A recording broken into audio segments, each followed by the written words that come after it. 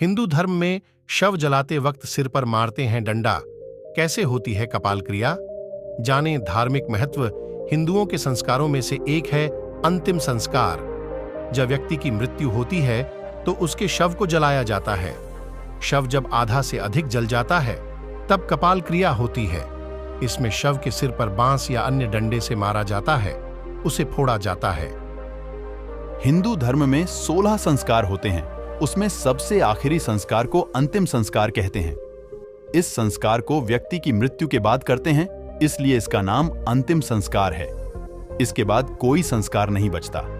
शव को जब जलाते हैं तो सबसे आखिर में उसके सिर को बांस या डंडे मारकर फोड़ा जाता है। इसको कपाल क्रिया कहते हैं। यह अंतिम संस्कार का महत्वपूर्ण हिस्सा है। इसके बाद ही शव पंच तत्व में विलीन हो जाता है। यह क्रिया हर अंतिम संस्कार में करना अनिवार्य है। आज हम जानते हैं कपाल क्रिया और उसकी विधि के बारे में।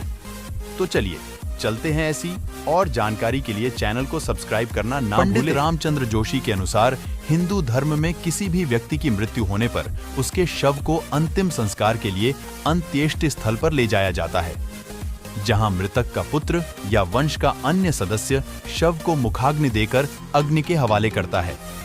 जब शव जलता है तो इसी बीच उसके माथे में डंडे से चोट की जाती है। इससे सिर में एक गड्ढा हो जाता है जिसमें फिर घी डाला जाता है।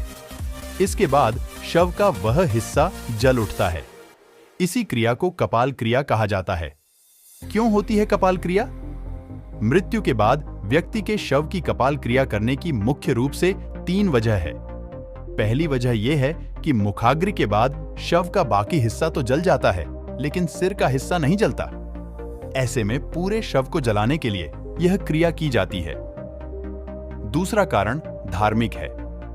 हिंदू मान्यताओं के अनुसार कपाल मोक्ष का द्वार होता है, जो नहीं खुलने पर मृतक की मुक्ति संभव नहीं है। ऐसे में कपाल क्रिया के द्वारा उस मुक्ति द्वार को खोला जाता है। तीसरा कारण मृतक के कपाल को तांत्रिक क्रियाओं से बचाना भी होता है। कपाल नहीं जलने पर तांत्रिकों द्वारा उसके दुरुपयोग की आशंका रहती है। ऐसे में कपाल क्रिया के बाद पूरा शव जलने पर ही परिजनों के अंत्येष्टि स्थल से घर लौटने की प्रथा भी है।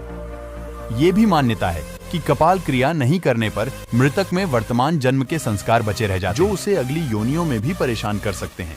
योगियों की नहीं होती क्रिया। हिंदू शास्त्रों के अनुसार योगियों व साधकों की कपाल क्रिया की आवश्यकता नहीं होती। उनका दाह संस्कार भी अनिवार्य नहीं है। इसकी बजाय उन्हें समाधि दी जाती है।